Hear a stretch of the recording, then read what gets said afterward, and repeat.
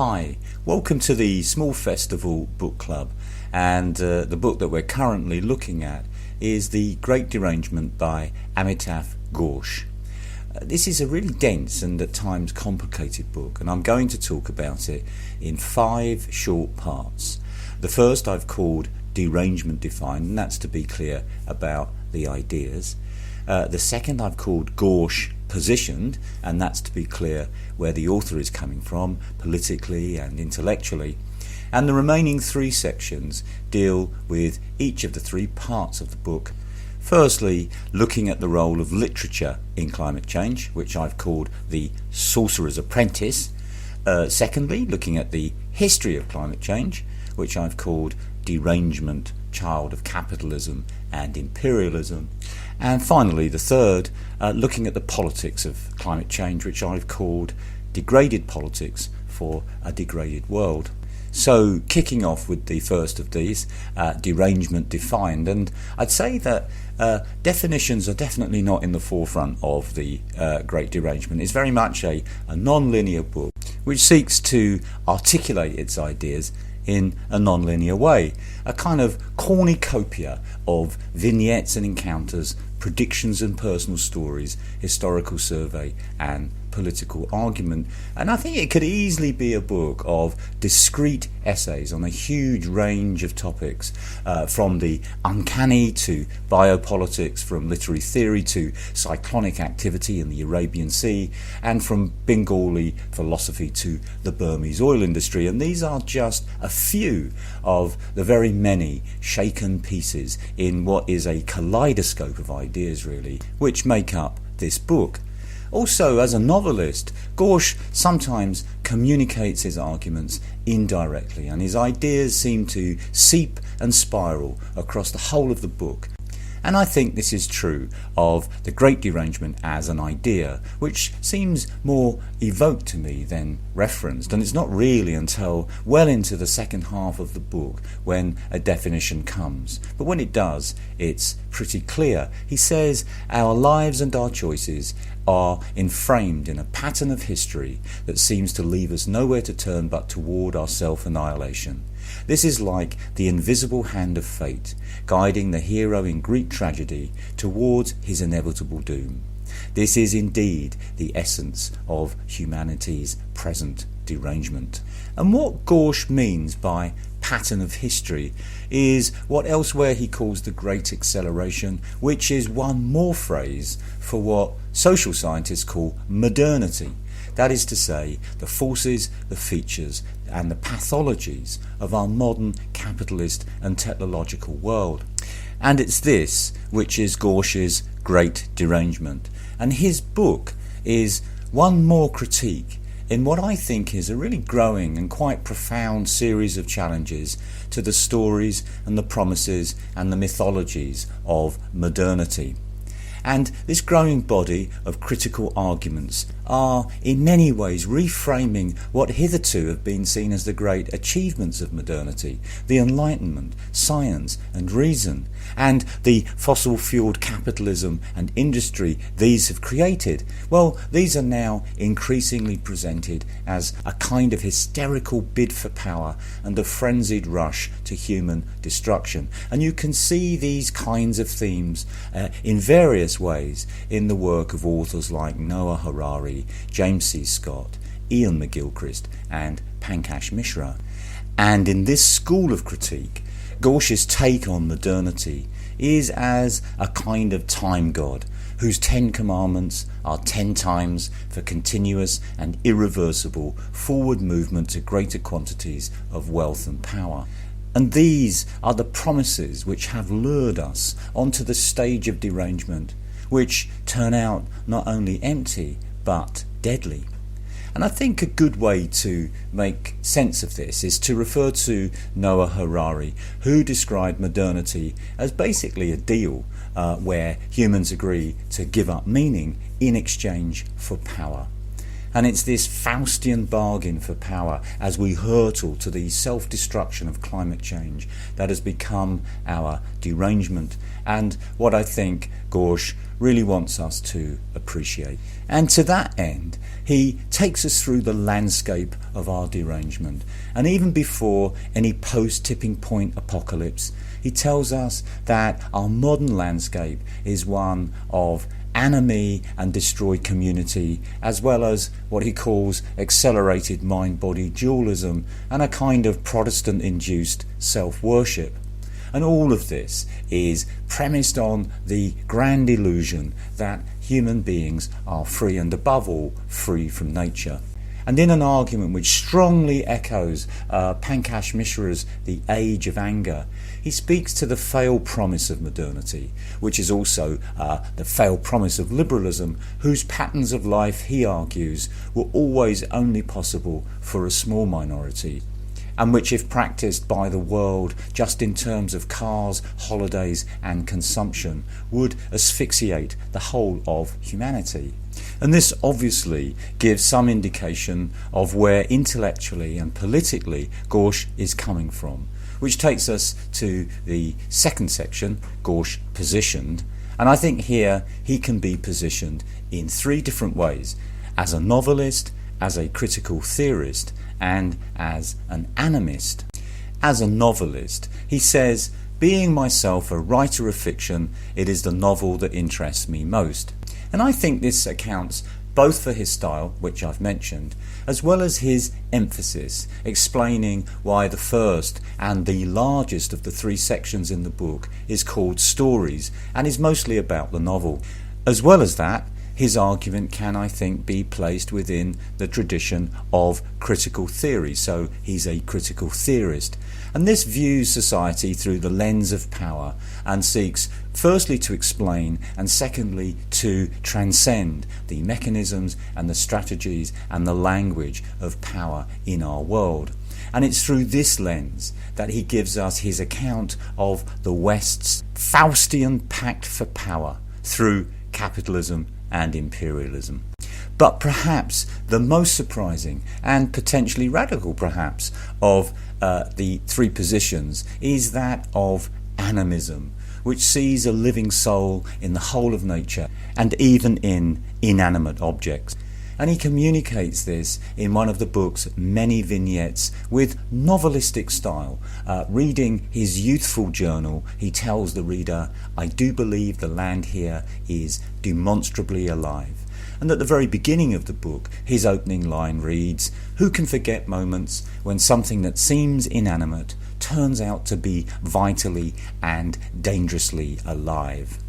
And more radically still, he tells us that we've always been surrounded by all sorts of beings with capacities and will and consciousness, capable of inserting themselves into the processes of our thought and who have played a part in shaping our discussions. And this is where he brings into play the idea of the uncanny, following Freud as fear not of the unknown, but of the repressed familiar, something lurking beyond the rational conscious mind and calling us back to childhood terror. And it's with this idea that he tells us that no other word comes close to expressing the strangeness of what's unfolding around us. And the way that he talks about this is through a series of encounters that provoke the uncanny. So it's there in his first encounter with the tornado, and it's also there in that moment of recognition for those unfortunate human beings whose eyes were locked to the Sundarban tigers just before they became dinner. And here is what Thoreau, quoted by Ghosh, calls vast titanic inhuman nature coming back to haunt us. And Ghosh even enlarges on this, taking nature beyond the Titanic to what he calls the forces of unthinkable magnitude and connections over vast gaps in time and space. And it's this that we who live in the bubble of hubris that we call modernity have expelled from our imagination, and which is coming back to haunt us with every new tornado, typhoon and flood. Or, as Ghosh rather gothically puts it, the mysterious work of our own hands returning to haunt us in unthinkable shapes and forms. And it's the smug complacency of literature to ignore this, as well as its active complicity in concealing and helping it, which are the crimes that Ghosh charges of our culture in general and the novel in particular, which he presents as a kind of self-satisfied illusion conjurer, which has really prevented us from recognising the true peril of our reality. And for Ghosh, there's something really particular about the novel that makes it almost a poster boy for climate denial. Because in both its nature and its mechanics, it's designed to create a world where nature is subjugated and tamed, submerged, to become a kind of backdrop to individual moral adventure, the hero's journey in a battle with circumstance for self-definition and personal becoming, pushing to the background the disruptive, the elemental and the powerful, and banishing the idea of catastrophe. In other words, banishing raw nature and exchanging it for a kind of postcard domesticity. And in this sense, he argues that the novel is an expression of the complacency and the confidence of the emerging bourgeois order, premised on the regularity of bourgeois life, where the improbable does not really belong in the real world, which, as created by the novel, is really a rationalised canvas of few surprises and no miracles at all. Like the logic of probability, it affirms the orderly expectations of bourgeois life, and like the Protestant religion, it's a vehicle through which we can dream of becoming God.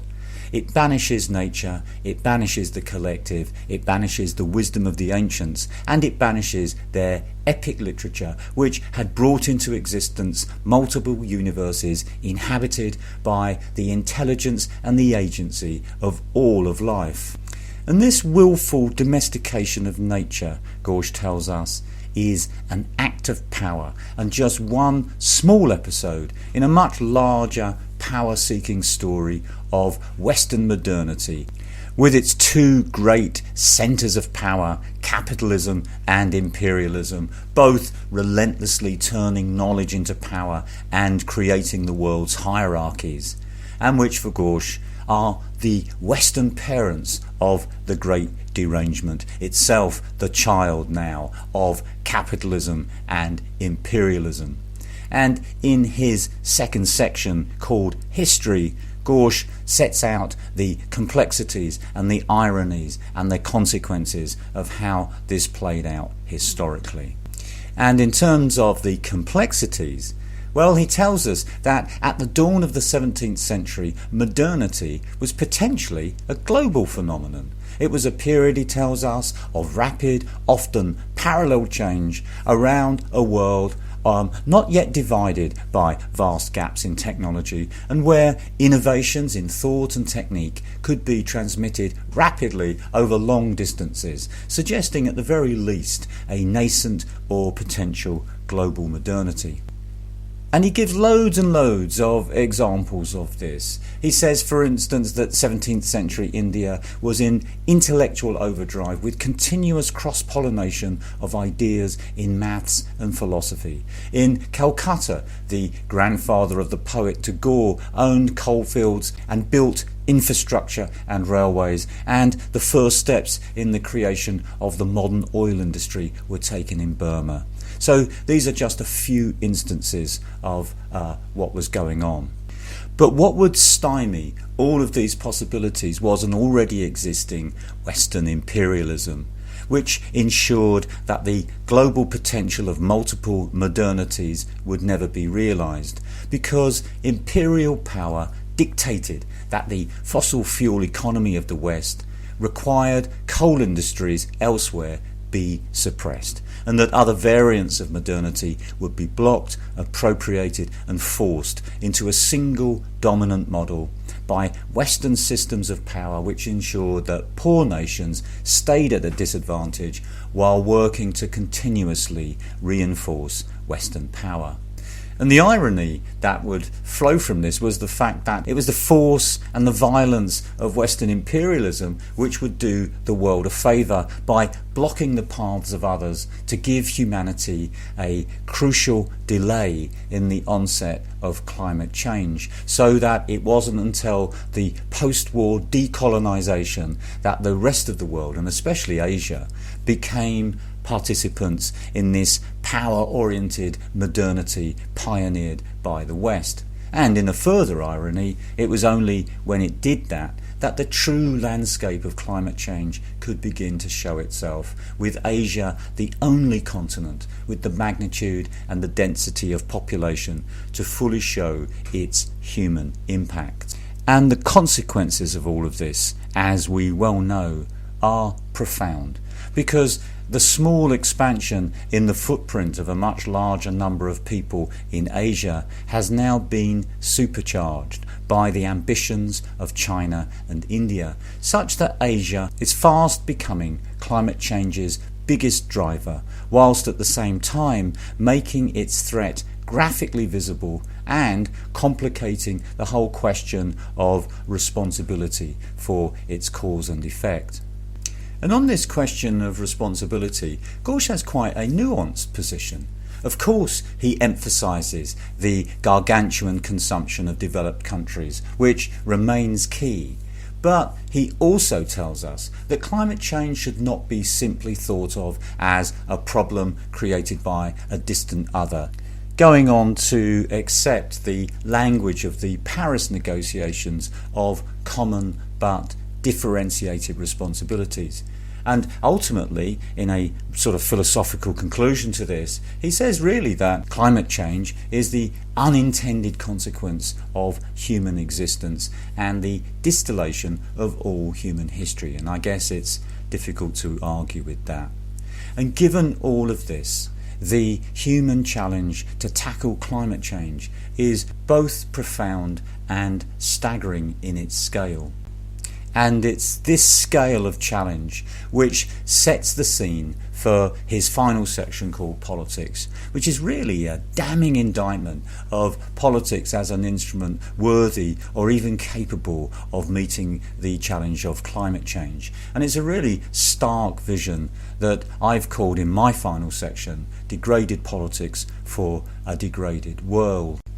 And key to this, and what in my view Ghosh sees as a degrading of politics, is the separation between what he calls the performative politics of identity from the real politics of real power, which is also a split between the disempowered identity politics of the majority and the real power politics of those small number really in charge, between the public sphere of performance and the realm of actual governments, which he argues are now controlled by invisible establishments guided by their own imperatives. And whilst this happens everywhere, Ghosh understandably pays particular attention to the Anglosphere to document this, paying attention to both the performative politics of identity on one hand and the real politics of real power on the other. And beginning with the identity politics of the public sphere, this, he says, has become a question of individual moral conscience, in a kind of secularized Protestantism of individual redemption. And just as novels are narratives of identity, so politics becomes a journey of self-discovery, where the goal of political action is belonging and virtue in a fight against all enemies, conducted and amplified over social media, where opposed identities do global battle in tweets and posts in what Ghosh calls a double helix of negation. And it's this image of politics as a moral journey that he argues leads to the ever-growing divergence between the actual exercise of power wielded by an interlocking complex of corporations and institutions, which I think is Ghosh's version of that frequently used idea of the deep state, beyond which lies society, reduced to the spectacle of identity politics, a theatre of politics without power in a deadlocked public sphere, so that in effect the countries of the West have become, in many senses, post-political spaces. Though this, of course, is only at the level of the public sphere. At the level of the unseen power elite, politics continues undisturbed. And here Ghosh emphasises classic realist themes, the primacy of power and the commitment to preserve power by those who have it. And through this lens, he argues that the threat of climate change is perceived by Western elites primarily as a threat to its power and privilege, because any real solution to climate change would in fact require a global redistribution of power. And so Ghosh sees two elite strategies to stop this from happening, which is to say, to preserve the status quo of continued climate change for reasons of self-interest. And the first is a strategy of neoliberalism, and the second is a strategy of the security state. The neoliberal strategy is to commodify and bureaucratise our response to climate change, which is, he argues, exactly what happened in the 2015 Paris Agreement, widely seen by many as a crucial response to climate change, but which for Ghosh, and very much unlike Pope Francis's, and excuse my Italian here, Laudato Si', which he sees as a genuine and heartfelt plea to hear the cry of the poor and end the derangement. But in absolute stark contrast to this, the Paris Agreement, he says, was a self-congratulatory piece of technocratic neoliberalism where, in his words, the world's corporations and entrepreneurs and public officials have joined forces to enrich each other. And finally, the second elite strategy is that of the security establishment and is the strategy of the armed lifeboat, achieved by an open-ended regime of counterinsurgency, militarised borders and aggressive anti-immigration policing, using military and technological power to control activists, adapt to a degraded environment and keep the blood-dimmed tides of climate refugees at bay. These then are, according to Amitav Ghosh, the stark realities of our politics, and one more of the shaken pieces in this kaleidoscope of ideas that make up this book. And in many ways it's a gloomy book, and it does make some very large claims. But perhaps it's mainly a book in which Ghosh has sought to evoke the dense and complex configurations of what he calls our great derangement. And how well he's been able to do this will be the topic of the next video, where I'll offer a critique of this small book, big on range and ambition.